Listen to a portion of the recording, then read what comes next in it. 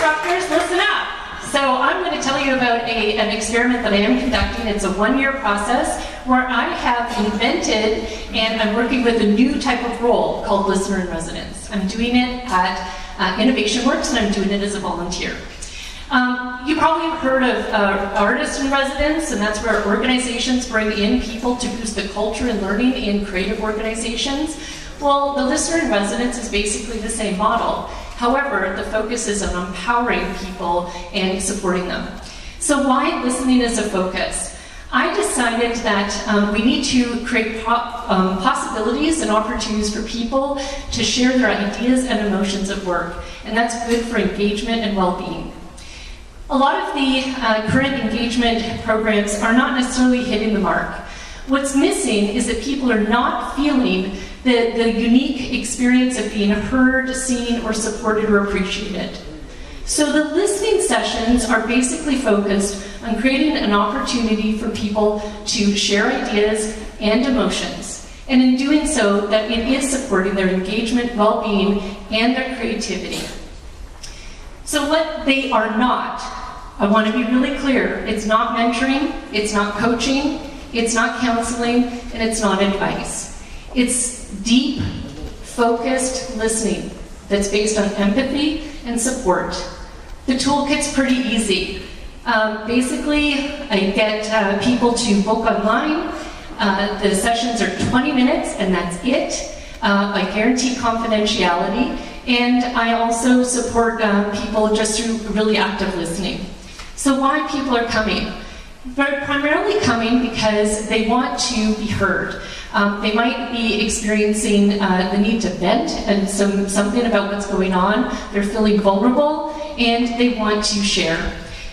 People tell me that they're feeling safe because it's I'm a neutral person, so I'm not judgmental, and they have no direct relationship with me, so it's a safe space for them to share and engage. So I believe that one of the most precious gifts that we can give any person is the gift of our presence. And it is a way of helping people find their own answers. I'm also noticing that as a neutral third party to them, that I'm able to create a space where people can be very candid and they can actually be a bit messy. And that's actually helping to create a space where people can talk it out. So I'm working on 3 pillars. Listen versus fix. People have their answers, just let them find it through sharing their voice. The second one is the principle of naturally creative, resourceful, and whole. And by that, it means I see the person as creative and resourceful and really believe that they have the answer. And so really the conversation helps them find their inner compass. And the last one is locus of control.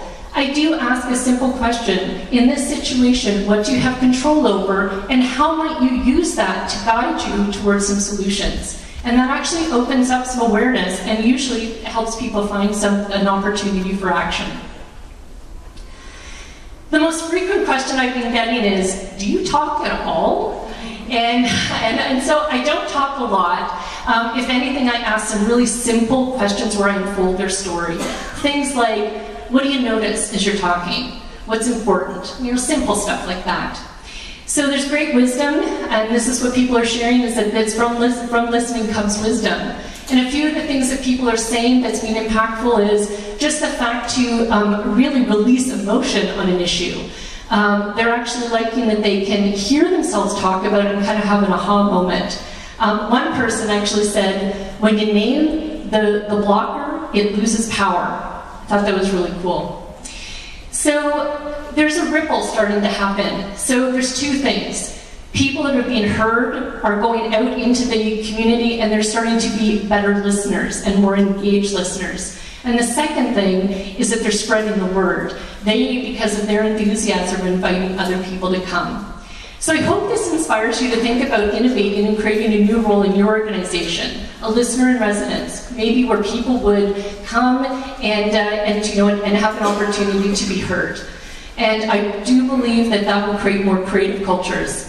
So I want to say thank you for listening. The experiment goes until June 2018, and so stay tuned because I think there's going to be more outcomes and application ideas that will emerge through it. But I just want to say thank you for listening. You did a great job.